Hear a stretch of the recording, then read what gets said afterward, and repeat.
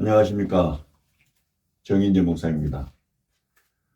오늘은 창세기 12장 1절과 2절의 말씀을 가지고 하나님의 은혜와 사랑에 대해서 생각해 보도록 하겠습니다.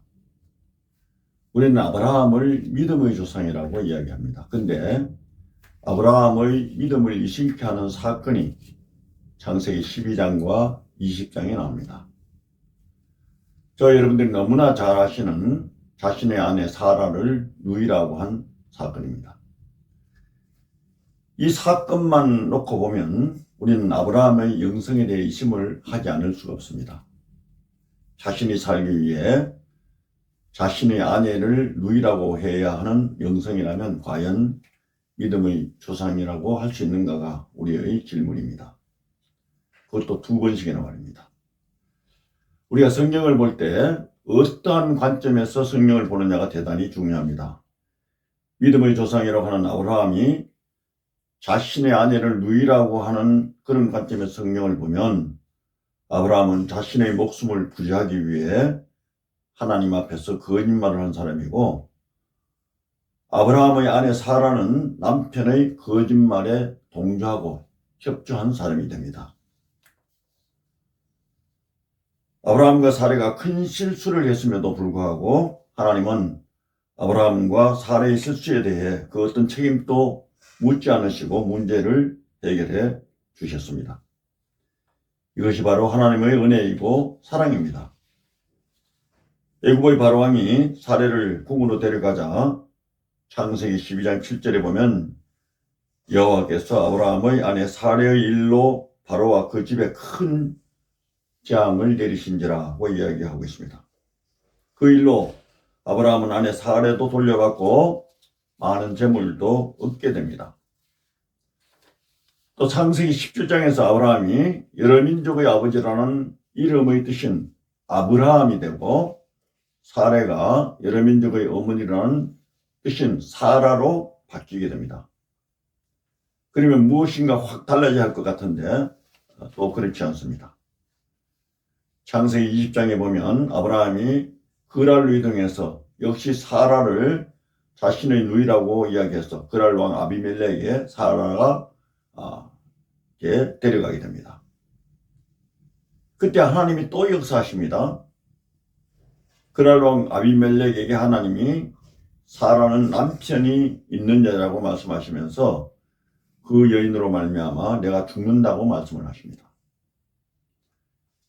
아비멜렉이 사라에게 손을 대지 않았다고 얘기하면서 그가 누이라고 했고, 여인도 아브라함을 오라비라고 했다고 하면서 자신의 무고를 주장해서 하나님으로부터 용서를 받습니다.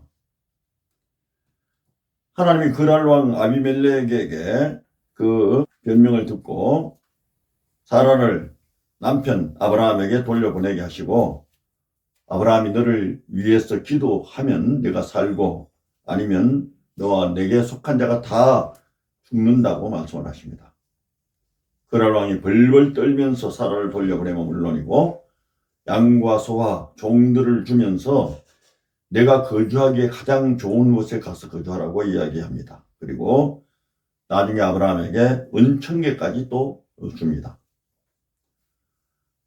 아브라함과 사라가 도덕적으로 큰 실수를 했지만 하나님은 그 어떤 책임도 묻지 않으시고 따지지도 않으시고 오히려 실수를 복으로 바꾸셨습니다. 이것이 바로 하나님의 은혜와 사랑입니다. 여기서 우리는 자신의 아내를 누이 동생이라고 해서 자신의 목숨을 부지할 수 있는 그런 상황에서 아브라함이 그냥 쉽게 그런 행동을 또 결정했겠느냐 하는 것 의문이 남습니다.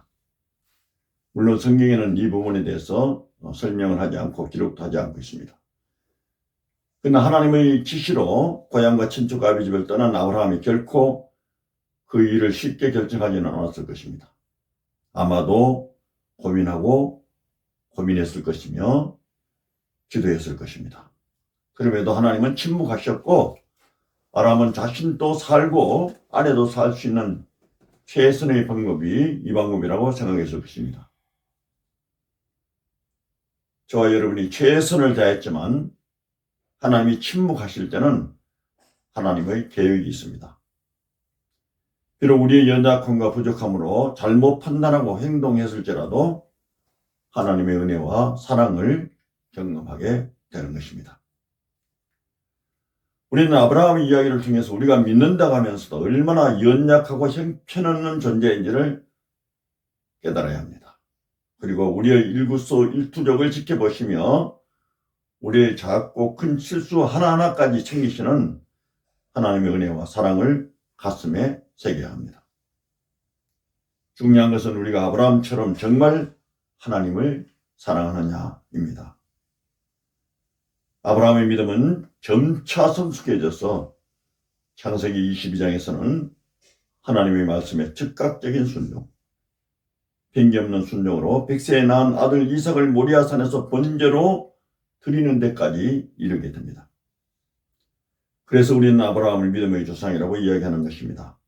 아브라함과 같은 신앙과 믿음으로 승리의 삶을 사시는 저와 여러분들이 되시기를 주님의 이름으로 축원합니다. 감사합니다.